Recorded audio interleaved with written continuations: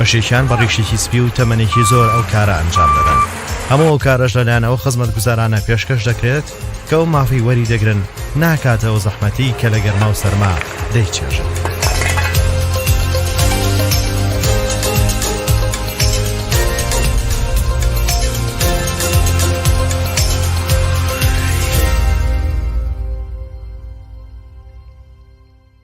ئەگەر هەر کام لە نیشانەکانی پەتای کۆرۆنات هەیە، ژانەسەر، کۆکە، هەناسە تەنگی، بەرزی پلەی گەرمی جەستە، پەیوەندی بکە بە ژمارە 122 بە هیوای تەندروستی باش بۆ هەمووان.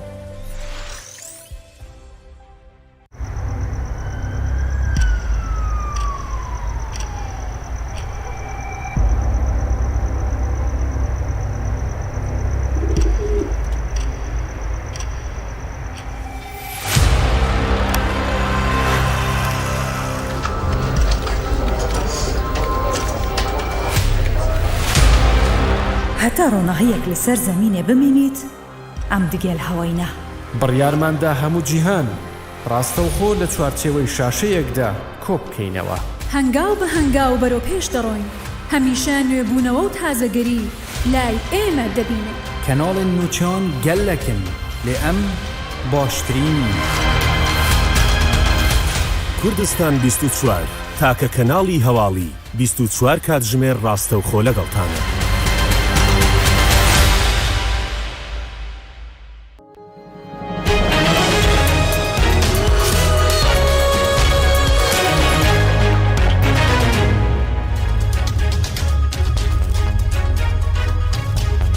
دێریشەکە چەکدارên داعشê de li Bakurê Diyala sê kes hatin kuştin, yekî din jî birîndar bû. Artêşa Tirkiye karwanekê dinên alîkariyên serbazî derbasî navçeya hakêmkirina şer li Sûriyê kirin. Dibe Emerîka beriya razamendiya dawî vaksîna dijî vayrosa korona bikar bî.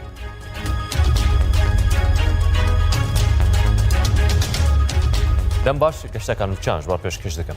Dêrîşeka çekdarên Daişê de li Bakurê Diyala sê kes hatin kuştin, yek jî birîndar bû. Jê derek ewlehî li Parêzgeha Diyala dibêje, dêrîşeka çekdarên Daişê de li gundê Hîtawîn yê Girêdayî bajarokê Ezêm li Bakurê Beqûba sê kes hatin kuştin, yek jî birîndar bû. Du ji kuştiyan bav û keşekin. Piştre jî hêzin ewlehiyê ew navçe dorpêş kir û proseseka legerîn û pêşkînînê dest pê kir.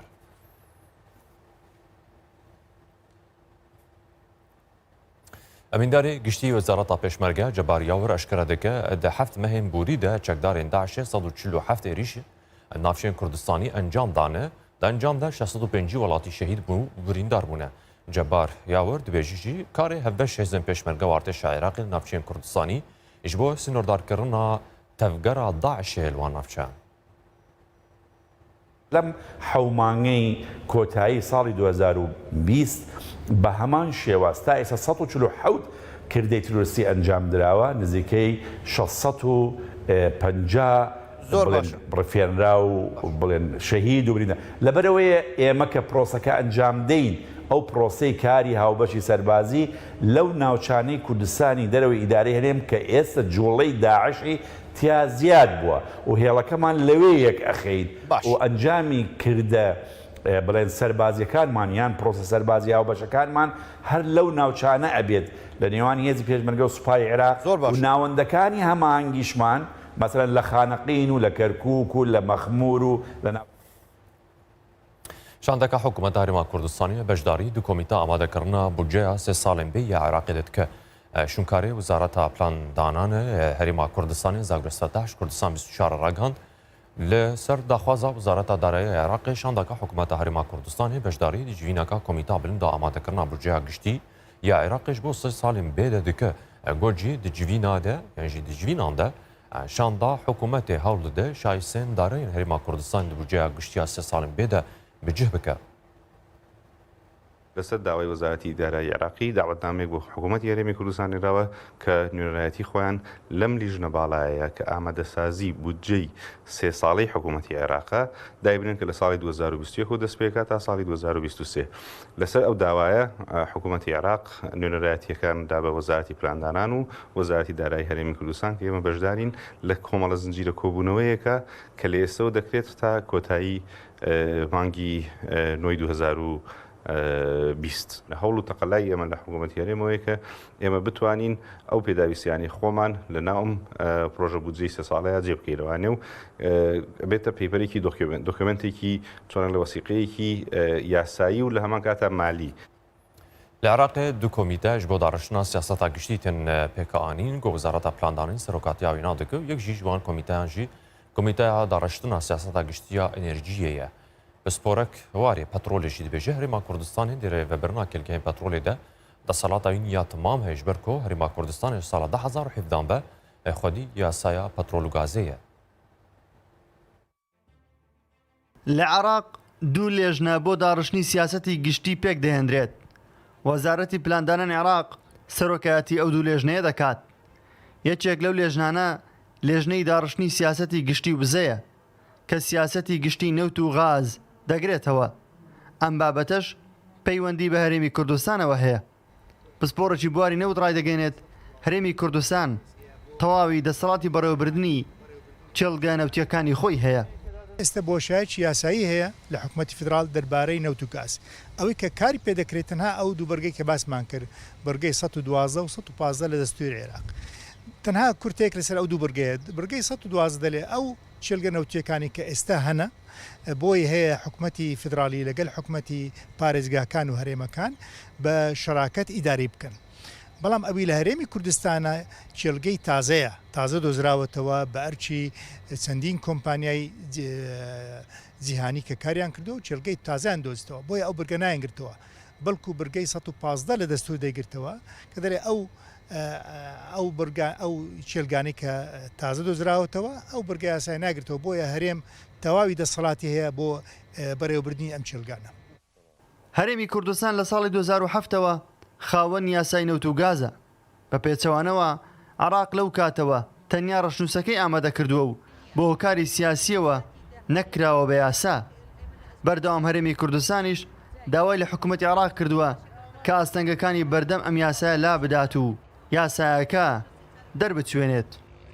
کورد بڕیاردەری سەرەکی نەبووە کە دەبێ ئێمە و کورد و شیعە و سونە سێ پێک هاتەبن کە سولسی معەتەڵ بن یعنی ئەو سێیەکە بن کە بتوانن بڕیارە گرگەکان تعتیل بکەن و نەیەڵن دەربچوێنرێ ئەگەر بەشدار نەبن تێدا بۆیە بەم شێوەیە عێراق دەتوانێت بمێنێتەوە و ئەو غەدەی کە لە مێژووی دوور و نزیکی کوردستان غەدرمان لێکراوە لەلایەن حکوومەتە مەرکەزیەکانەوە ئەوەی کە لە بن زەویمان هەبووە لە سامان دەرهێنراوە و دراوە بە ئاگرو ئاسن نراوە بە ئەو میلەتە بینەتەوە لەمەولا ئەمە قابلی قبولکردن نییە بە جۆرێک. هەرێمی کوردستان پێگەیەکی گرنگی هەیە لە بواری یەدەجی نەوت و غازی سروشتی بە جۆرێک 45 میلیارد بەرمیل نەوتی یەدەجی هەیە لەگەڵ 3 تریلیۆن مەتر سێجا گازی سروشتی. دۆسیەی نەوتیش وەک یەکێک لە کێشە سەرچەکانی نێوان هەولێر و بەغدا تا ئێستا بە چارەسەر نەکراوی ماوەتەوە. نەورۆز عەبدوڵڵا کوردستان 24 هەولێر. Li Kifrê tîmeka pizîşkên xwebex ev demeke helmetek ji bo serdankirina malên kesên tuşbû vayrosa korona dest pê kirine çavderiya tendurustiya wan dikin û çekanê me herêmcav bawakî zindî ji Kifrê digerme de herêm demê te baş be heya çixêsî ev tîmana karin vî karî encam bidin temama Kifrî heya çixêsî ve rola wana habe ku hişyarî li cem millet çekin.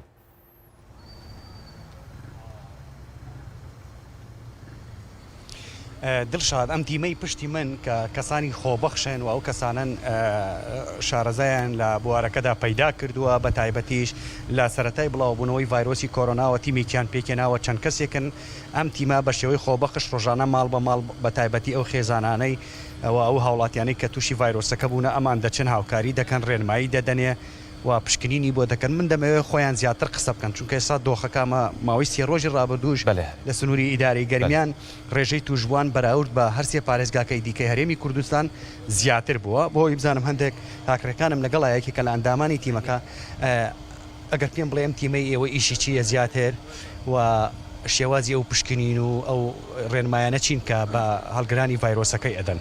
بەڵێ سەرەتا دەستخۆشتان لێکین بۆ ئامادەبوونتان وەکو ئاشکرایە ئیتاری ئیشی ئێمە لە چوارچەوەی پاڵەپەستۆی ڤایرۆسێکدایە کە پێڵێن کۆڕۆنا ڤایرۆس ئەمڕۆ جیهانی بەخۆی گیرۆدە کردووە و هەروەها ئێمەش وەکو تیمی تەندروستی خۆبەخشانی کفری کە پێکاتوین لە کۆمەڵێک کادری بەشە پزیشکە جیاوازەکان لە هەوڵی چارەسەرکردن و پاراستنی هاوڵاتیانمان تا و کاتەی وڵاتمان دەکاتە کەناری ئارامی و تەندروستی و ئامانجی تیمی تەندروستی خۆبەخشانی کفریش پێشکەشکردنی خزمەتگوزاری پزیشکی و پشکنینی تاقیگەیی و پشکنینی زیندە چالاکیەکانی لەش و پێدانی ڕێنمایی تەندروستی. داواکارێکتان لە هاوڵاتیان هەیە؟ داواکاریمان لە هاوڵاتیان خۆتەزانی بەپێی توێژینەوە جیهانیەکان و بەپێی ئەو بەحسانی کە ئەکرێت لە جیهانە ئەمڕۆ باشترین ڤاکسین کە لە ئەمڕۆدا خۆپارێزی و خۆپاراستنە لە توشنەبوون بەم نەخۆشیە و لە ئەگەری توشبوونیش تەقدیمکردن و یاخود پێشکەشکردنی هاوکاری طبی و معنەوی باشترین بژاردەیە بۆ هاوڵاتیان. ئێمەش دەستمان کردووە بەو هاوکاریە توبی معنەویە کە لە ڕێگەی تیمە خۆبەخشەکان و ئەنجامە دێت و داخوازیشمان بە کوردی ئەگەر پێم بڵێ ئێستا لە کفری ژماری توشبووان پێشبینی دەکەن چەند هزار کەس بێ و ئەم ڕێژەیە بۆ ئاواز یادی کردو لە شارێکی بچووکی وەکو کفریە. بەڵێ بۆ پێی ئێمە لە مایۆ ڕابردوودا مەدای ڕابردوو پێمان بۆمان دەرەخا کە ڕێژەی توژمون لە کفریە بوونی هەیە بۆ پێوەی کە ئێمە مواجهەی ماڵانەکەین لە کفری شانی لە 6 بۆ 8,000 ئەبینێت و بەرەوسەرەوە لەبەرەوەی ئێستا بەشێک لەو نەخۆشانە ترسیان لە سیستەمی تەندروستیە و نانە ناوەندە تەندروستیەکان بۆ پشکنین و بۆ وەرگرتنی دا و دەرمان و عیلاج بۆیە پەنا بنە بەر نۆرینگاکان و عیادەکان بۆ وەرگرتنی دا و دەرمان. لێرەدا ئێمە لە ڕێگەی ئەو ڕقەمانەی کە خسمانتە بڵاومان کردوتۆ لە شارە کە لێرەوە بەیانەکەین تاکو بتوانین زۆرترین کە سیسفادەی لێ بکات کە ئەوش بریتە 0 واروها داخوازیشمان لەوەتان ئێمە هاوکاری خەڵکی خۆمانین گرگە لایانی معنی شاوکارمان بێت تا و کاتەی وڵاتمان لە مەترسیم نەخۆشی ڕزگاری دەبێت. زۆر سپاس دەکەم بەڵێ دڵشاد ئەوەی جێگەی پرسیارە ئەوەیە کە شارێکی بچووکی وەکو کفری بە پێ ئەم تیمە بێ کە ڕۆژانە ماڵەکان دەگەڕێن پشکنین دەکەن باس لەوە دەکات کە نزیکەی 6 بۆ 8,000 هاوڵاتی تەنها لە شارێکی ئاوادا هەیە کە هەڵگری ڤایرۆسەکەن وامە لە کاتێکدا چەند مانگی ڕابردووش بەڕێوەبەری تەندروستی گەرمیان ئەوەیشی ڕاگەیاند کە پێشبینی دەکەن زیاد لە 35,000 کەس تووشی ڤایرۆسەکە بوو بێ بەڵام ئەوانەی کە دەچن و پشکنین دەکەن و لە نەخۆشخانەکان و تۆمار دەکرێن ڕێژەکە نزیکەی 3,000 کەسێکە بێ تا ئێستا 86 کەسی لە ناو نەخۆشخانەی قەڵا لە شاری کەلار بە ڤایرۆسەکە گیانیان لەدەستەوە. هەردەربارەی کۆڕۆنایە لە زاخۆیە 24 دەمژمێرێن بوریدا 5 کەس تووشی ڤایرۆسێ بوونن و چەکهانێمە ئیسلامی یوسف دگەل مەدە ئیسلام دەمێتە باش بە لە زاخۆ ڕۆژ بگشتی چاوایە هەژمارە توشبوویان زێدەبوونێدە یانژی لەژێر کۆنتترۆلەیە.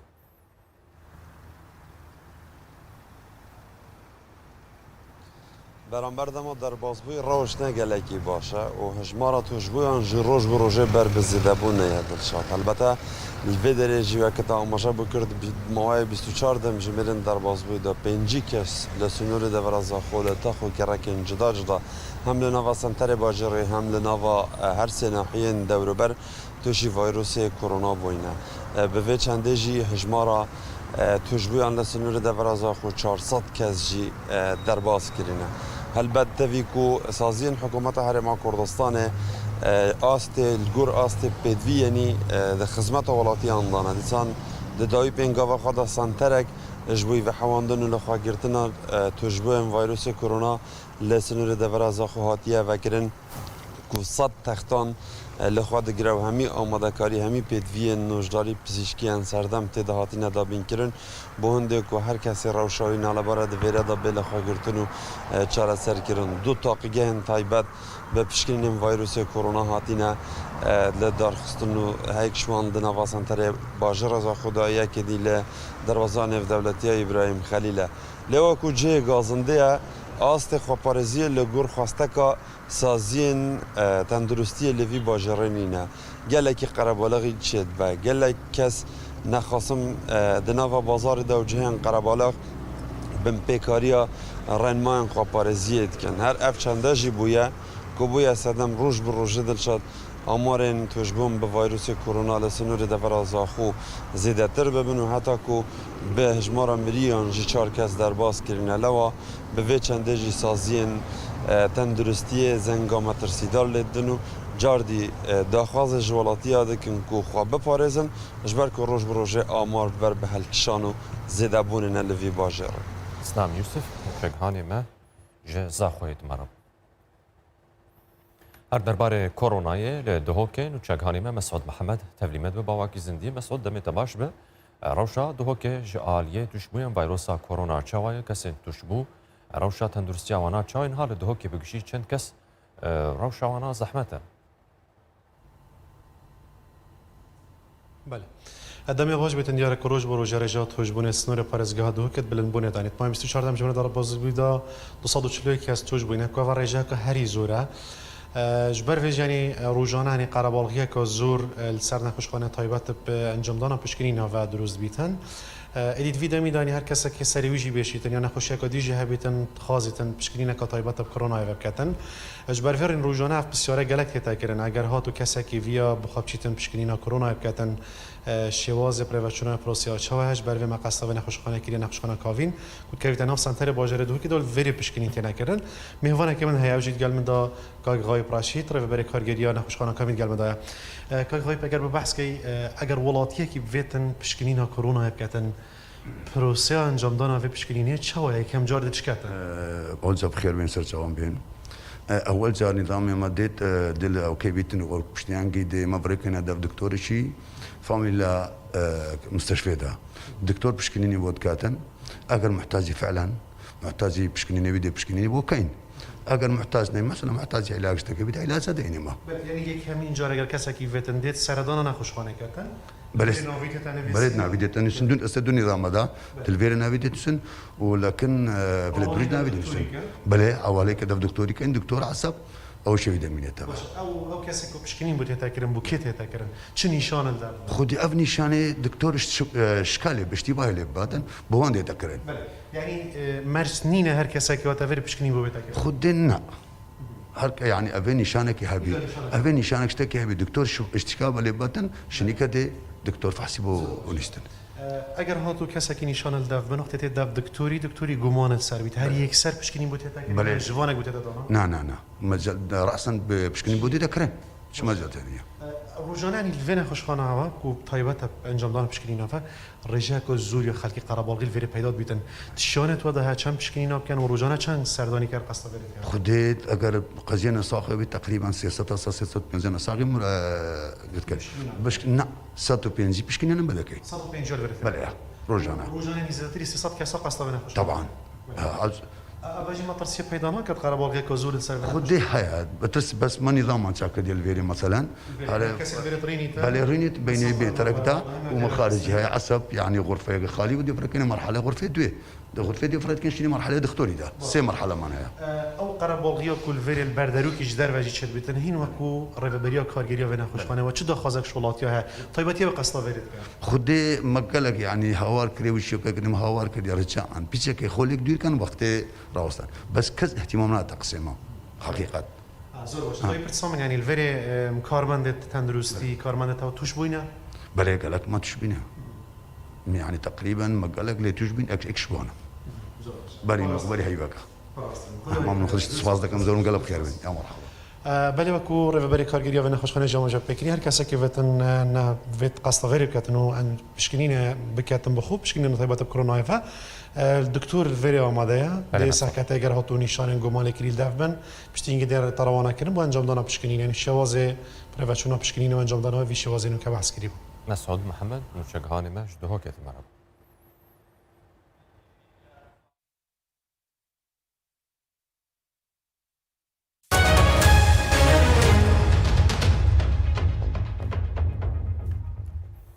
ترکیه یا تشا ترکیه آلیکاریان سربازی نو درباسی نافچین کم کرنا شر لسوریه کرن روانگاه سوریا مافمرو بلاف کریه د 24 دمجمرین بوری دا ارتشا ترکیه کاروانکان نو ژ آلیکاریان سربازی گوجبیس اوتومبیلن هروها زیرو پوشن سربازی لو خادگره بریا درگاه کفرلوسین درباسی پارزگاه ادلبیکر پشتڕژی ئەو ئالیکاری ji ber xalên xwe ji bo xalên xwe yên serbazî yên çavdêriyê li gundewalên Helebê belav kir ji dema ragandina agirbesta Tirkiye û Rûsye da dara derbasbûyî de heyaniha Tirkiye dişandina hêzên xwe ji bo xalên yên çavdêriyê berdewam e ji wê demê ve heta niha 6225 bar helgir bi hezaran serbazan derbasî Sûriye kiriye.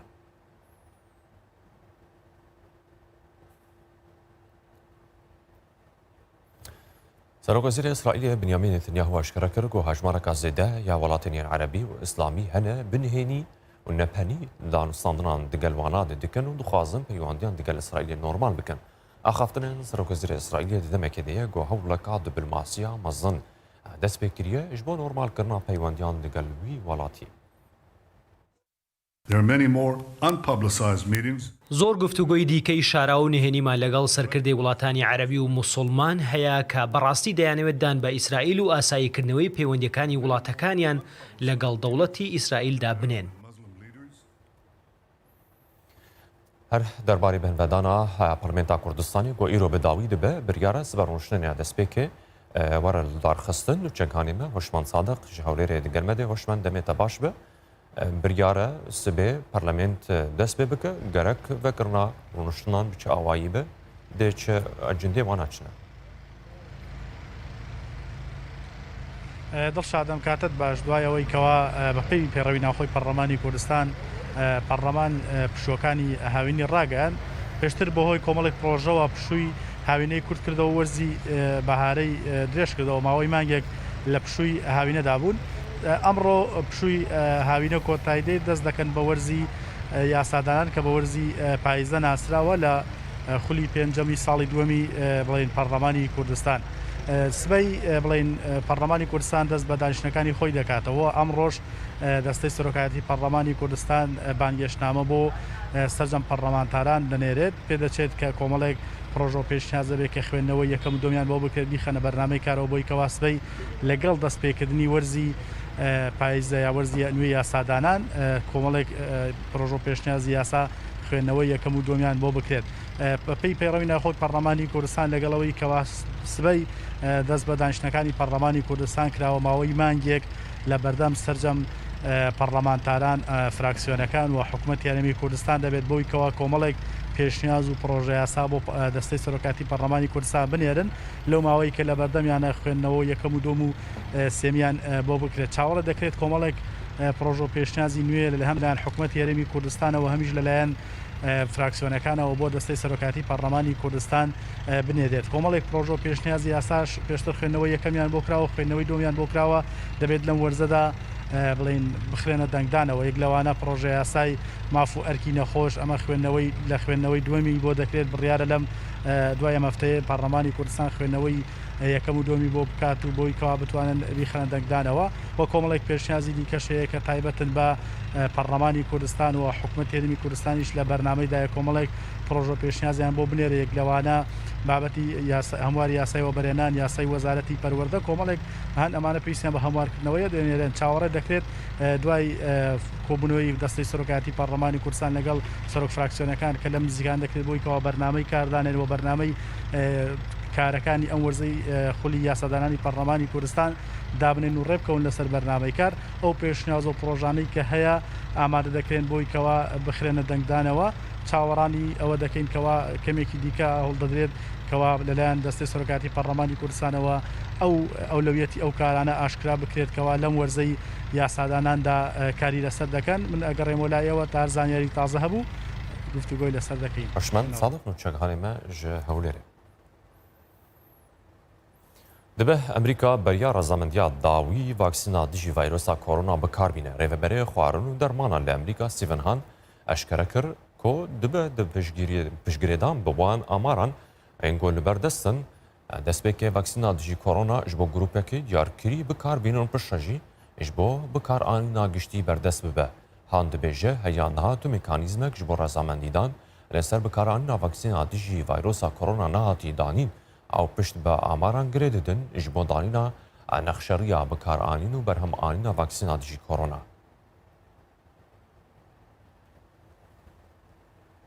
لە هەنگاریایە وڵاتên yên din یەن ڕۆژهڵاتی ئەوروپای بدەهان ماڵباتی پەنابەر لەوان وڵاتان ئاسێمانە و دخوازن بچن وڵاتین ئەندام یەکیتیا ئەوروپای ناوان ماڵباتاندا کورجی هەنە گۆپسەدەما گەفن چەکدارن یەن عراقی و پەکەکێ بنەچاری هەرێما کوردستانی بجێهشتن و دخوازن ژیانەکە خۆش لەوان وڵاتان دەرباس بکەن. کارزان خۆزگە بە ژیانی لە هەرێمی کوردستان دەخوازێت. کەمپی کۆچبەرانی هەنگاریا لە کارزان و خێزانەکەی بۆتە زیندان. بەهۆی توند و تیژی چەکدارە عێراقیەکان و هەڕەشەکانی پەکەکە کارزان بە ناچاری هەرێمی کوردستان بەرەو ئەوروپا جێدەهێڵێت. بەڵام لە هەنگاریا تووشی دۆخێکی سەختتر بۆتەوە. دوو حاڵەت هەیە یانەوەتە منداڵەکانت دەمرن یان کەسێکی خراپیان لێ دەردەچێ. ئەوان منداڵن نامەوێت بەهۆی چەکدارانی عێراقی و پەکەکەوە بمرن. دەمێ منداڵەکانم بخوێنن خۆشبەخت بن.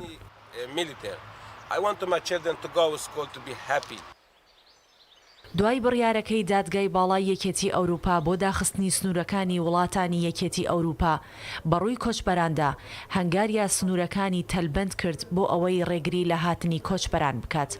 بەشێک لەو کۆچبەرانەی لەم کەمپانەدا ماونەتەوە گیریان خواردووە و ڕێگەیان پێنادرێت وڵاتەکە جێبێڵن.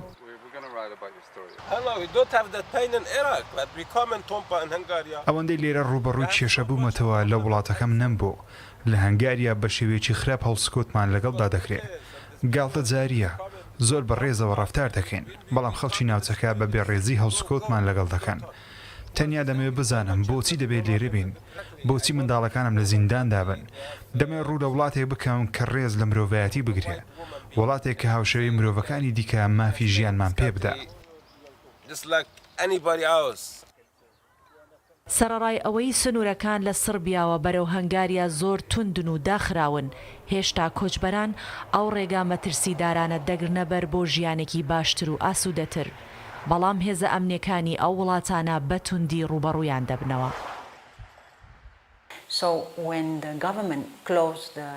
کاتێک حکوومەتی هەنگاریا پابەندی بڕیارەکەی دادگای باڵای یەکێتی ئەوروپا بوو لە داخستنی سنوورەکانی پێمانوا بوومە دەرفەتێکی باشە بۆ ئەوەی کە هەنگاریا یاسای پەنابەران هەموار بکاتەوە و لەگەڵ یاسانێ و دەوڵەتیەکانی بگونجێنێت. داخستنی سنوورەکان بەپێی یاسانیوکە بووە کە ئێستا ڕێگە بە هیچ کەسێک نادرێت دەربازی هەنگاریا ببێت و داوای مافی پەنابەرێتی بکات. کارزان نمونەی هەزاران کووردا کە لە وڵاتانی ئەوروپای ڕۆژهەڵات گیریان خواردووە و تەمەنێکیان لە چاوەڕوانی بەسەر بردووە. ژمارەیەک لەو خێزانانە نێردراونەتەوە و بەشێکی زۆریشیان هەڕەشەی دیپۆرتکردنەوەیان لەسەرە. ئەوانەشی ماونەتەوە لە ڕەوشێکی خراپدا.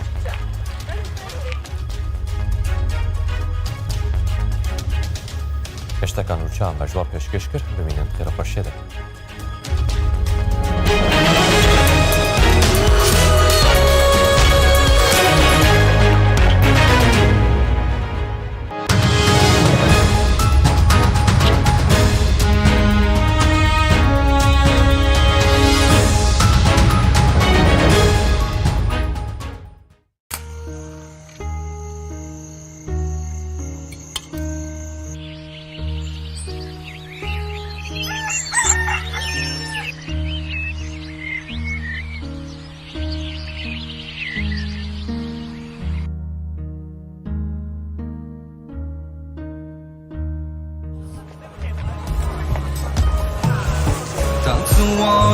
شاهدین تنیا و یه تنها جنگه تک سوار شاهدین تنیا و یه تنها جنگه چپ و راست دشمن و ساز هر یه سراتیر دانله چپ و راست دشمن و ساز هر یه سراتیر هەفتاد ساڵمە لە ئەدەم هەفتاد ساڵە 50 ساڵی شێمرم و مام حسێنێک کوژم.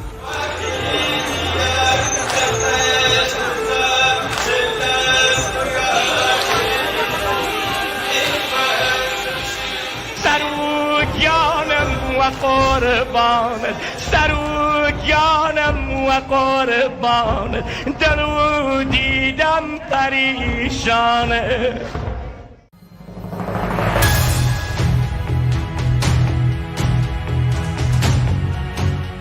خەمی خەڵک دەکەینە باسی گەرم داواکاریەکانیان دەگەینینە شوێنی مەبەست وەڵامی پرسیارەکانیشیان بۆ وەردەگرینەوە. گەرمترین باسی ڕۆژ لە شوێنی ڕووداوەکان شرۆڤە دەکەین.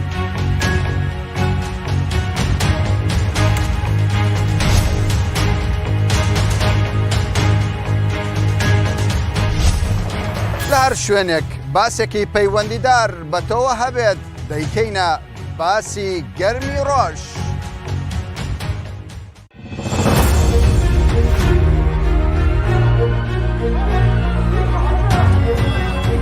دە کەسی دیکە لە پارێزگای هەولێر تووشی ڤایرۆسی کۆڕۆنا بوون و لە سلەیمانیش کەسێکی دیکە بە ڤایرۆسەکە جانی لەدەستدا. ڤایرۆسەکە زۆر بە مەترسیەوە هاتۆتەوە.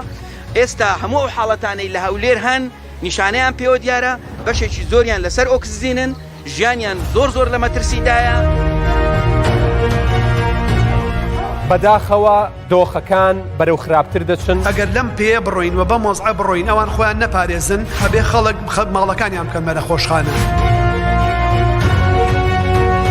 الدهوکێژی ڕێژا توشبوون ڤایرۆسە کۆڕۆنایە ڕۆژانە زێدەبوونیدایە. ڕێژە تۆمارکردنا نەخۆشیە لە پارێزگا هەمی ڕۆژە هەیە و هەگیان بەڕەوەردکەین هەیڤ دوماهیکێ دگەل هەیڤێ چووی ئێکجار زێدە. توشبووان لە هەڵکشاندایە. ڕوبەڕووبوونەوەی ئەم ڤایرۆسە ئەرکی نیشتیمانی، ئەرکی ئاینی، ئەرکی ئەخلاقیە و لایەکمانە.